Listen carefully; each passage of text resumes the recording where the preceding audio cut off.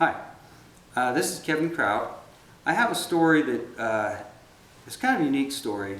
I had a request by one of my viewers that asked the question, could you tell us a little bit more about your father possibly becoming a general authority or was put up to be a general authority at one time?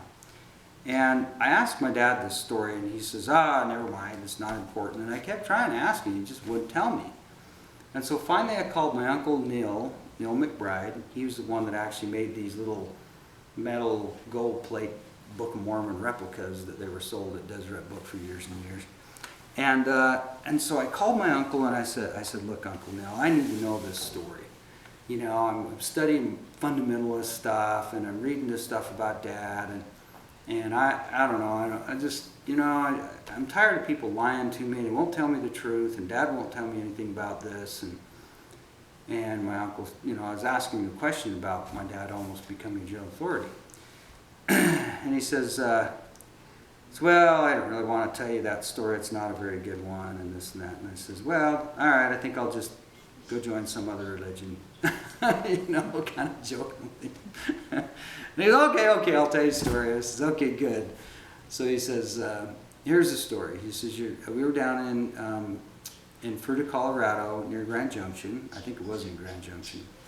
And I don't remember exactly the placing and the timing, whether, you know, who came or all that. It was all way before I was ever born.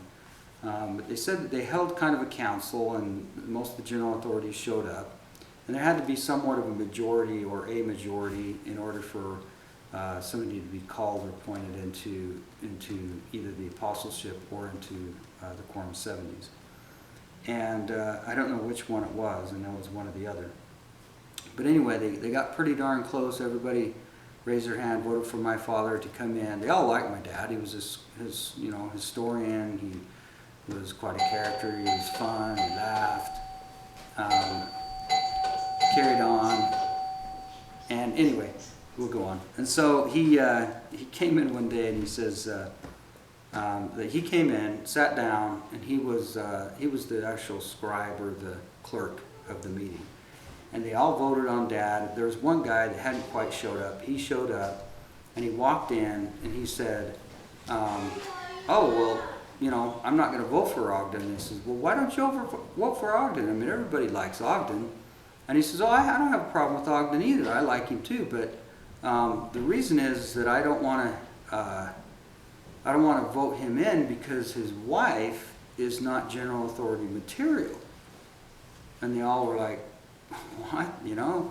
And he says, oh yeah, she's way too overweight.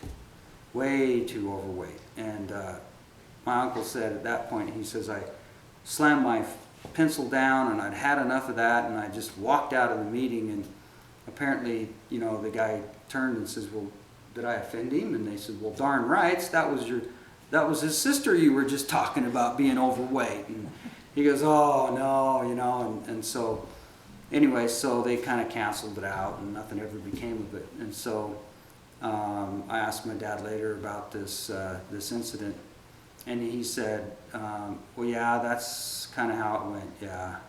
And I said, well, tell me more. Who was the guy that did it? And he said, no, I'm not going to tell you. I don't want you to know anymore. It's just irrelevant. I don't want, he just didn't want to hear any more about that story. And he says, you know, I'm where the Lord wants me. I'm trying to preserve the old religion, which is what I was called. I was ordained under Joseph Musser. He set me apart, you know, to keep these old principles alive and write these books. And so that's what I did.